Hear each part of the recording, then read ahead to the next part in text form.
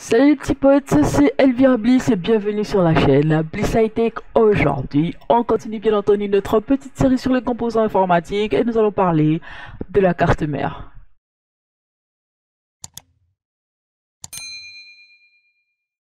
Alors, pour commencer, qu'allons-nous dire? Qu'est-ce qu'une carte mère? Une carte mère est un circuit imprimé, d'accord, qui supporte la plupart des composants et des connecteurs nécessaires au fonctionnement d'un PC. Ça, c'est Wikipédia, les amis. C'est la définition de Wikipédia. En gros, qu'est-ce qu'une carte mère? Une carte mère, ça ressemble tout simplement à ça. Voilà. Vous voyez ce que c'est une carte mère maintenant? En vrai, je vais pas tout dire, parce que sinon, je vais me retrouver à faire une vidéo qui finira jamais. Comme un puits sans fond, vous voyez un peu quoi. Alors, la carte mère, à quoi est-ce qu'elle sert? Tout simplement à connecter tous les éléments qui composent un ordinateur. Tout simplement. Bon, ouais, on a le processeur, le disque dur, l'alimentation, les barrettes, la souris, le clavier, tout ce que vous voulez. Alors, avant de choisir une carte mère, que faut-il regarder? Bah, déjà, il y a le socket, il y a le chipset et bien d'autres éléments. Alors, on va commencer à parler. Parlons du socket. Le socket, c'est tout simplement l'endroit sur lequel on fixe notre processeur sur la carte mère. Bah, vous voyez, attendez, je vous montre ça maintenant. Ce que vous voyez, c'est exactement le socket. C'est le support tracé sur la carte mère qui permet de fixer un processeur sur une carte mère. Petite précision, alors les types de sockets, en vrai, si je commence à les énumérer, je vais jamais finir cette vidéo, d'accord? Je mettrai le lien de Wikipédia sur lequel vous pourrez voir un peu à combien de sockets il existe, mais en vrai, pour moi, j'estime qu'il y en a un peu trop. Voilà. Donc dites-vous juste qu'il y a deux grandes familles qui vont vraiment nous intéresser. Bah, c'est tout simplement AMD et Intel, d'accord? Vous voyez juste AMD Intel. Et voilà, ça c'est un socket AMD, d'accord? Vous voyez, c'est un peu différent. C'est un peu différent, pourquoi? Parce que le socket AMD, bah, il a juste des trous, en fait, il y a des trous qui s'attendent à recevoir un processeur qui a des pins dessus, d'accord? Donc on fixe les pins, on les pose tout simplement, et puis voilà, ça s'emboîte. Par contre, le socket Intel, lui, bah, il a déjà des pins, en fait. La carte mère a déjà des pins à l'endroit où va le processeur. Le processeur Intel, lui, n'a pas de pins. On le fixe juste tout simplement. Et voilà à quoi ressemble un socket et un processeur Intel. Alors, les amis, j'ai une question pour vous. Savez-vous ce que c'est que le chipset? Alors, bougez pas, je sors mes notes. Parce que oui, j'en ai fait, d'accord? Donc, les gars, qu'est-ce que c'est qu'un chipset? C'est tout simplement un processeur intégré à la carte mère, différent selon la gamme, ok? Alors, un processeur, oui, c'est un CPU. CPU, je sais plus, c'est un processeur. C'est un processeur intégré à la carte mère. Alors, plus il est performant, plus votre carte mère va coûter très cher, d'accord? Pourquoi? Bah, parce que tout simplement, il y a des options différentes dans une carte mère gamer, d'une carte mère bureautique, etc., etc. Tout simplement. Alors, en vrai, c'est votre carte mère, c'est la carte mère qui détermine combien de cartes graphiques vous pouvez mettre à l'intérieur de votre PC. Ok, combien de cartes graphiques, si vous pouvez faire le crossfire tout simplement, le slide, si la carte, si dès que vous branchez votre disque dur externe par exemple, l'ordinateur le détecte automatiquement, voilà c'est ça, c'est la carte mère qui fait ça, ok. Donc, en vrai, j'ai dit un mot tout à l'heure, Crossfire. Pour ceux qui savent pas ce que c'est la possibilité de mettre deux cartes graphiques AMD en même temps sur la même carte mère. Vous voyez ce que je veux dire? Voilà, en gros, c'est ça. C'est principalement, je pense, c'est principalement utilisé dans le minage Bitcoin, etc., etc. Après, les pros, si vous passez par là, n'hésitez pas à me laisser un petit commentaire pour que je sache un peu comment est-ce que vous utilisez votre Crossfire, d'accord? À quoi est-ce qu'il vous sert en fait? Parce que personnellement, j'ai jamais essayé. Peut-être que dans les prochaines vidéos, on y aura droit. Je dis bien peut-être, parce que oui, ça peut arriver. Donc les amis, qu'est-ce qu'on doit encore vérifier sur notre nouvelle carte mère avant de l'acheter? Bah écoutez, les connectiques tout simplement. Connectique, oui, je sais, connectique. D'abord, combien est-ce qu'il y a de slots de RAM? Est-ce que vous pouviez jeter un coup d'œil? C'est dessus, vous n'allez pas vous tromper. Vous regardez juste la carte mère et vous allez voir.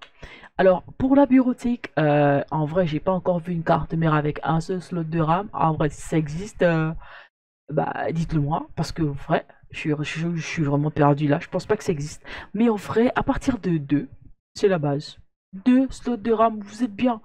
Que ce soit bureautique ou peut-être gaming. Parce que oui, en gaming, on peut utiliser juste 2 slots de RAM. Après, si on a des 32 Go, on peut mettre 2 x 32. Après, ça, c'est si la carte mère supporte en vrai. Mais en fait, l'idéal, autofocus, what? Ah, ok, super. Donc, désolé. L'idéal, en fait, pour le gaming, ce serait d'avoir 4 slots de RAM. Je vous explique pourquoi je dis ça. En gros, vous savez, quand on achète une tour, en fait, une tour comme moi, j'ai acheté une tour, ok?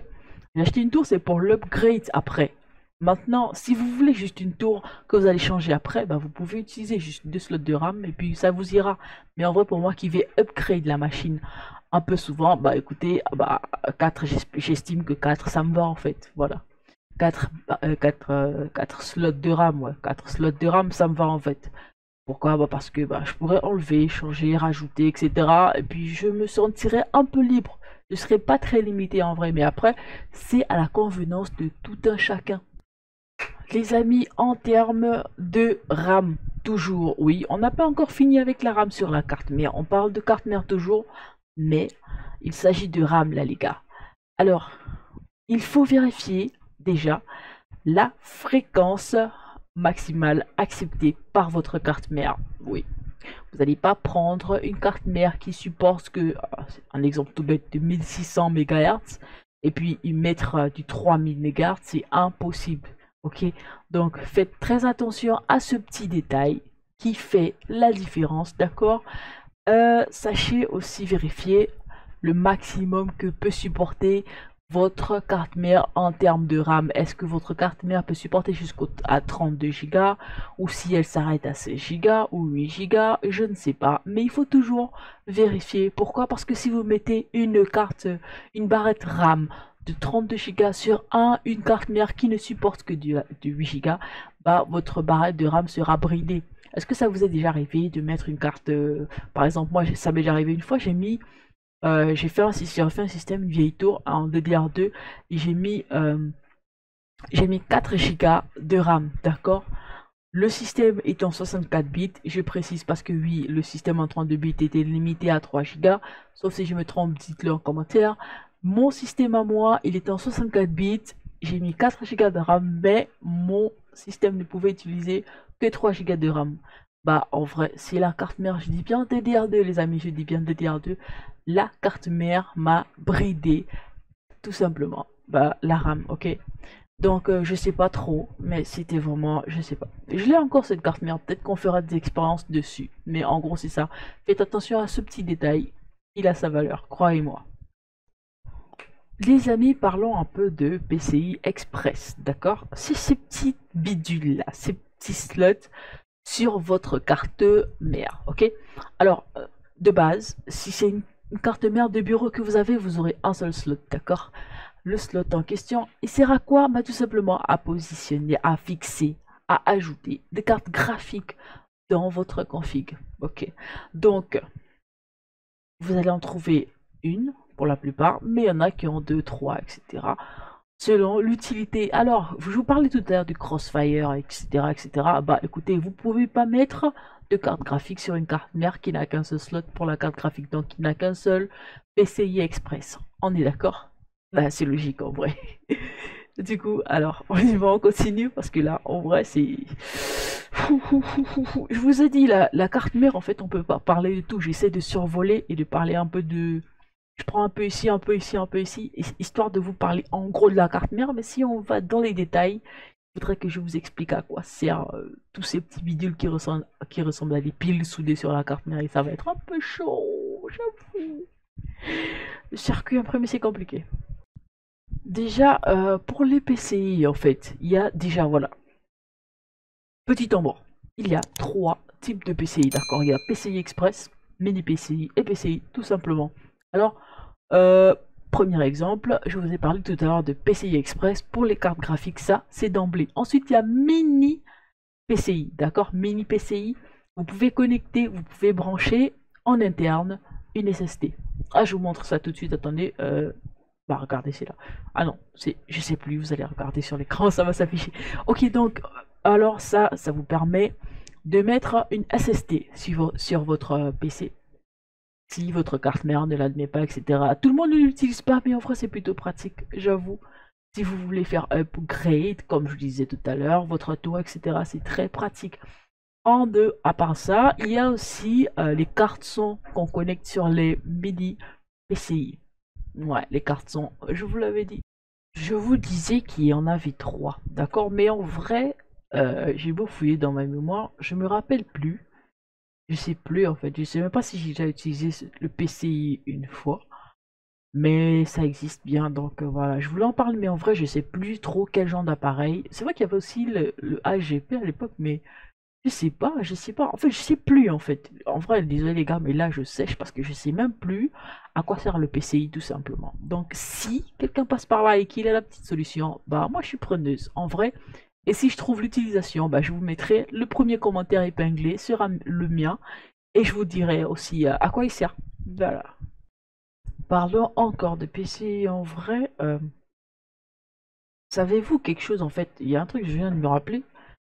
Le nombre de PCI, d'accord, sur votre carte mère détermine le nombre de trous que vous allez avoir à ce niveau. Donc au niveau de l'alimentation, attendez, je vous montre ça là, voilà. Donc si vous avez qu'un seul slot de PCI, bah vous aurez 4 pins, donc genre 4 trous pour votre alimentation, etc. pour alimenter la carte mère. Donc si vous avez plus de PCI, bah, vous aurez plus de slots, genre votre alimentation sera plus forte. Pourquoi? Parce que euh, le slot PCI, en fait, il envoie du courant. D'accord? Il envoie du courant parce que oui, il y a ce qu'on appelle des cartes graphiques auto-alimentées. Bah oui, moi j'en utilise encore en ce moment. Pourquoi? Parce que bah, j'ai pas le foufou, le plus foufou des ordinateurs. Donc voilà, pour nous autres qui utilisons des ordinateurs qui sont pas trop, voilà, déjà, il est compact. Voilà. Donc, du coup, il nous faut ce qu'on appelle des cartes graphiques auto-alimentées. Ça ressemble un peu à ça. Donc, ces genres de cartes, bah, elles sont alimentées automatiquement par la carte mère. Du coup, la carte mère envoie par les slots PCI à peu près 75 watts, je pense. Si je me trompe, je mettrai en commentaire ou en description. Voilà, donc 75 watts, si je me trompe pas. D'accord? Et du coup, bah voilà, si c'est un peu comme ça. Donc, plus il y a de PCI, vous allez voir, plus il y a de PCI, plus il y aura de pins au niveau de l'alimentation. Mais je pense pas avoir déjà vu plus de 8 pins à l'alimentation quand même, je sais pas. Après, il y a des machines pour le minage, je pense qu'elles ont plus. Elles doivent avoir plus ou elles ont une config spéciale. J'ai pas encore regardé, peut-être que ça fera l'objet d'une autre vidéo, on ne sait jamais. Voilà. Parmi les prises, les connectiques qu'on doit encore regarder sur notre carte mère, bah, il s'agit tout simplement des prises SATA. Oh, attends, je viens de me rappeler d'un truc. En vrai, pour ceux qui ne savent pas, avant les SATA, il y avait les IDE. Les IDE ressemblaient à ceci. D'accord? Mais en vrai, avec l'évolution, les IDE ont à peu près, progressivement, on va dire, disparu. Vous pouvez encore les trouver dans certains ordinateurs, mais en vrai, c'est pas des dernières générations. Toutes les dernières générations, sauf si je me trompe, n'hésitez pas à mettre en commentaire, toutes les dernières générations sont en SATA, tout simplement. Donc le nombre de prises SATA détermine le nombre de disques durs que vous pouvez mettre connectés sur votre carte mère. Oh, ainsi que le nombre de DVD, de lecteurs DVD, etc. Voilà, c'est ça. Alors, ok, n'oubliez surtout pas, les amis, lorsque vous choisissez votre carte mère, lorsque vous choisissez votre carte mère, vérifiez bien la connectique au niveau vidéo. Pourquoi je dis ça? Bah, au risque d'acheter une carte mère qui n'est pas, on va dire ça, comment? Vous achetez une carte mère qui prend du HDMI DVI, d'accord? Et votre écran, il est en VGA. Tout simplement en VGA, vous avez qu'une seule sortie. Comment est-ce que vous faites? Bah, il vous faut racheter une pièce qui va vous permettre de, de connecter les deux, en fait. C'est-à-dire que vous allez prendre une pièce qui va s'emboîter, et puis voilà. En fait, c'est compliqué. C'est pas compliqué, c'est juste pour vous décourager, les gars. Attendez, vous n'avez pas besoin de vous fatiguer, vous cassez pas la tête. Vous achetez une carte mère selon l'écran que vous avez, selon la connectique de l'écran que vous avez ou du projecteur que vous utilisez.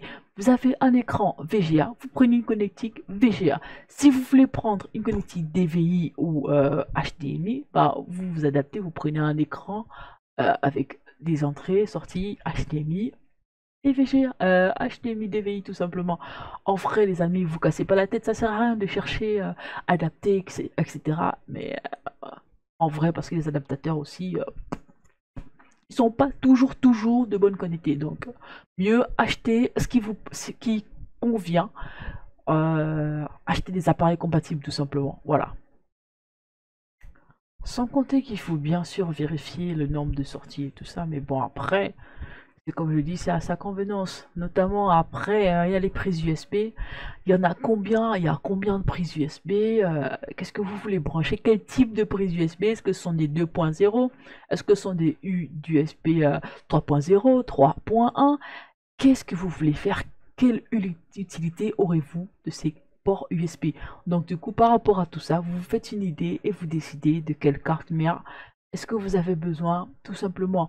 Après les prises USB, il y a bien sûr la connectique audio, d'accord?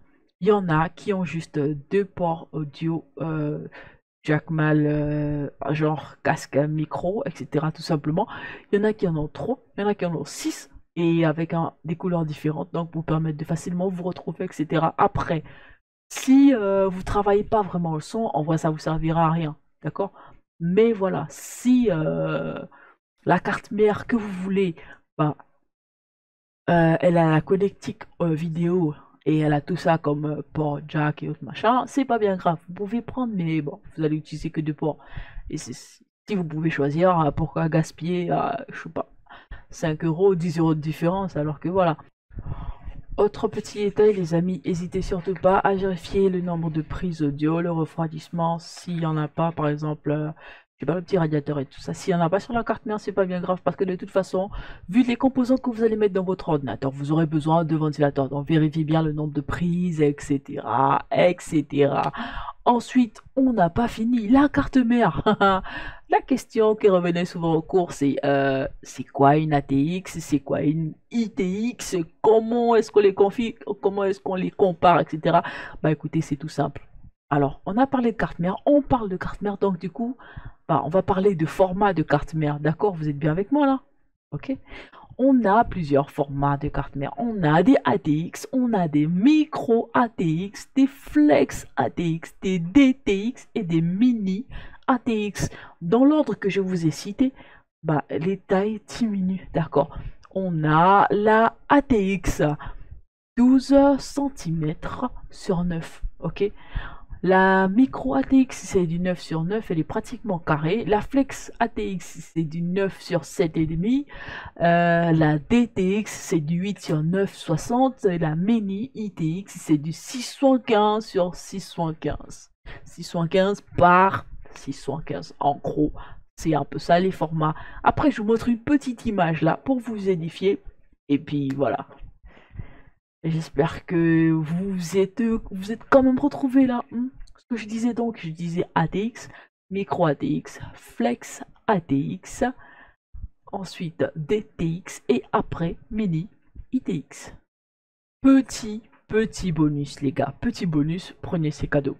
Vous avez vu, ça c'est un monstre. Il y a certaines exceptions dans toutes les règles, et ben voilà l'exception pour la carte mère. Il y a des cartes mères faites expressément pour un usage unique, d'accord? Donc voilà, cette carte mère, par exemple, elle peut supporter jusqu'à 4 processeurs. Mais vous voyez, c'est pratiquement comme si vous mettiez, je sais pas, 4 configs, voilà, vous mettez 4 configs dans une seule machine. C'est à peu près ça en fait. Petit dernier onglet, voilà. Donc les gars, on va pas oublier, dans toutes les cartes mères, il y a une pile CMOS. D'accord. Une pile, oui, une pile. Je sais, j'ai dit une pile. Bah, j'arrête avec la pile ou pas? Ok, pour la pile, c'est fini. J'ai bien dit une pile. C'est bon, j'arrête. Oh, punaise. Bon, les gars, une pile CMOS, en gros, elle sert à quoi? Bah, elle sert à sauvegarder pas mal d'informations du BIOS, donc, du coup, dans l'heure. Voilà, dans l'heure. Ouais. Tu t'en fous de l'heure, c'est pas grave. Ton PC, il s'en fout pas. Il y a des logiciels qui passeront pas si ton horloge n'est pas bien réglé, tout simplement. Voilà. Sans compter ça, il y a le BIOS, etc. Donc, en gros, assurez-vous d'avoir toujours une pile fonctionnelle dans votre carte, sur votre carte mère. Bah, ça vous évitera pas mal de petits désagréments. Donc, en gros, je pense qu'on a un peu fait le tour. Désolé de voir ma tête, elle est un peu bizarre. C'est normal, il était 2 heures du matin pendant que je tourne cette vidéo. Donc, voilà. Ouf, je commence à fatiguer. Il faut bien que j'aille dormir. Donc, les petits potes, on va se laisser là pour cette vidéo, d'accord? J'espère qu'elle vous aura édifié un tout petit peu quand même. T'as rien appris, t'es sérieux? Non mais oh, t'as rien appris, t'es sérieux? Non mais ok, c'est bon, j'arrête, c'est bon, j'arrête. Donc les gars, c'est toujours un plaisir de faire des vidéos pour vous et avec vous, d'accord? C'est toujours un plaisir d'apprendre pour vous et avec vous. Pour le petit effort de recherche, s'il vous plaît, n'hésitez pas à vous abonner, liker, partager. Comme je le disais tantôt, il y aura 3 concours, peut-être même plus. Ça dépend du nombre de partenaires et du nombre de tips que vous aurez, le nombre de pubs que vous allez regarder en vrai. Parce que oui, on a besoin de sous pour organiser des concours. Moi, ça me dérange pas de faire gagner des trucs en fait. Mais il faudra que vous soyez présents. Donc du coup, n'hésitez pas à abonnez-vous, likez, partagez, commentez. N'hésitez pas à activer la cloche de notification pour être notifié des prochaines vidéos.